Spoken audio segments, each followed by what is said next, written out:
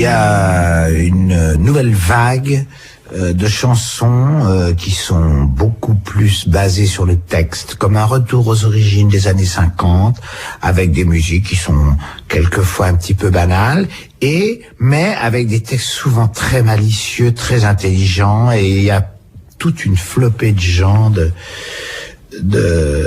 Benabar, d'Olivia Ruiz, de Camille, je vais évidemment en oublier plein, mais il y a toute une nouvelle vague qui font des chansons de tradition française, qui sont pas du tout faites pour l'étranger, qui sont pas une musique mondiale rock'n'roll et tout, qui sont un truc particulier à la France, qui embête certaines personnes, mais que moi j'aime bien, et qui doivent certainement avoir un écho dans les pays francophones comme la Belgique, la Suisse ou le Québec, et qui s'appliquent à ce que les textes soient bien, qui racontent leur vie, qui racontent le monde, leur vision, leur façon de voir les choses. C'est quand le bonheur, chantait Cali, c'est mignon. Je trouve que c'est pas mal cette nouvelle vague. Écrire une chanson douce, une chanson d'amour, une chanson mélancolique avec le mot caterpillar, c'est un défi incroyable. Ouais. C'est parce que c'est marrant d'associer ces choses qui ne vont pas ensemble. C'est ça que j'aime bien faire. Vous imaginez une fille qui dirait à son mec, t'es mon caterpillar? Peut-être. Elle le dit pas, mais elle le pense peut-être. Le caterpillar étant un tracteur américain. Oui, c'est ça. Plutôt mastic, quoi. Ouais, c'est ça, creuser les trous, quoi. Vous aviez remarqué? Non. À l'ordre. Non, mais il y a une espèce de prise de possession des femmes dans le cœur des hommes, et quand elles ont un garçon dans la peau, elles sont beaucoup plus... Enfin non, elles sont exclusives, mais les garçons aussi.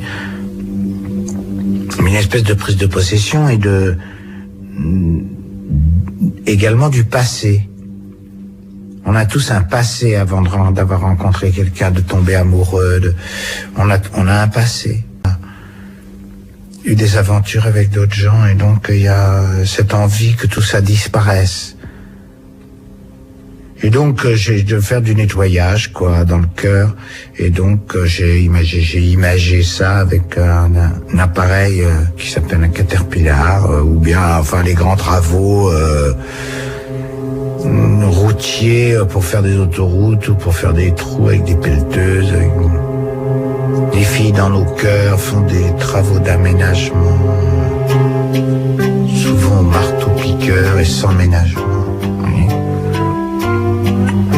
Quelle histoire. Oui, c'est brutal, mais j'exagère un peu, je pousse un tout petit peu mes mères, c'est pas pour faire une chanson.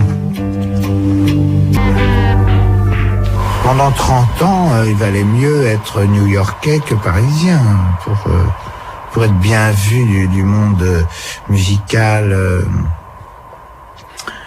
des critiques musicales, de rock et folk, de Libé, tout ça. Si vous étiez new-yorkais, déjà c'était un atout intéressant, tandis que si vous étiez parisien, c'était difficile.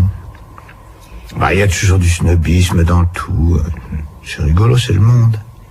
C'est les médias j'ai vu Michel Berger qui est vraiment génial. Michel Berger, je l'aimais beaucoup et tout. Je l'ai vu assassiné dans Libé, se moquant de lui, de son côté poli, normal, parce que c'était un garçon très gentil, mais quel talent, et puis qu'est-ce qu'il a apporté de tellement fort dans la chanson, ces chansons merveilleuses qu'il a faites avec une influence justement anglo-saxonne dont il a pris le meilleur, et c'est formidable. Bon, bah, je l'ai vu assassiné dans les journaux, dans ces journaux snobinards, hein. Parisiens, il y a toujours ça. Mais c'est marrant. Ah, c'est vrai que mieux vaut tomber du ciel que de faire partie des meubles, et on parlait de New York, comme on pourrait dire de Londres finalement, et McCartney avait déjà eu une phrase assez méchante qui disait à un journaliste qui lui demandait ce qu'il pensait du rock français, il a répondu la même chose que du vin anglais. Alors, pour certains journaux snobs, pour avoir une bonne critique, il faut jouer, je sais pas moi, avec des bâtons de popsicle sur un verre d'eau accompagné par Ravi Shankar à la sitar. Ben là, oui, tu peux avoir 4 pages. Mais si on fait des choses simples, faciles d'accès, grand public, on nous taxe de fleurs bleues, pas très originales, ou pourquoi pas au ras des pâquerettes. Au ras des pâquerettes. Ben, je me j'ai appliqué. Au ras des pâquerettes, je me revois avec Laurent Voulzy à la campagne. J'aimais bien cette chanson qui s'appelait Au ras des pâquerettes. Je croyais que ce serait une chanson qui aurait un succès fou. Parce que ça dit des choses simples et j'étais content de moi, quoi. Sans se penchant pour une personne, l'être aimé. L'être aimé. Des pâquerettes. L'envie de voler si légitime passe par des moments intimes. Et donc c'est marrant, quoi, les chansons. Parce qu'on ne sait pas. Franchement, j'étais très content. Puis la musique de Laurent, elle est planante, elle est géniale, quoi. J'ai vraiment. Mais je la chante pas beaucoup parce que d'abord elle est assez difficile à chanter et puis faut avoir un peu de voix, elle est un peu emphatique. Après ça monte, la guitare monte et tout, et puis la voix. Mais j'adore la chanter, mais elle a pas de succès.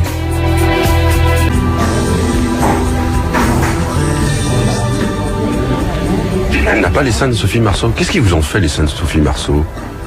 Ils m'ont attiré, j'avais envie de les tripoter, et puis comme je savais que ça l'embêtait qu'on lui tripote les seins quand on la connaît pas bien, je me suis dit tiens, je vais le marquer dans ma chanson. Et puis en attendant une réaction, je voulais qu'elle me téléphone, qu'elle me fasse un procès, qu'elle m'écrive. Viens me voir, je suis... Voilà. Et en fait, elle n'a pas réagi du tout. Alors. Voilà. Non, mais là, chez lui, les seins à Sophie Marceau, en plus, Alain, t'es le deuxième. T'as notre ami David McNeil qui avait fait pour Julien Clerc On veut des ronds, des cerceaux et les seins de Sophie Marceau. On les a pas encore vus. Ben oui, il y en a qui ont eu la chance de les voir. Enfin, moi, par contre, on m'a beaucoup trop vu parce que ça, pour nos amis québécois, en France, les seins, ça se dit des Robert. Alors moi, je suis un peu partout en ce moment.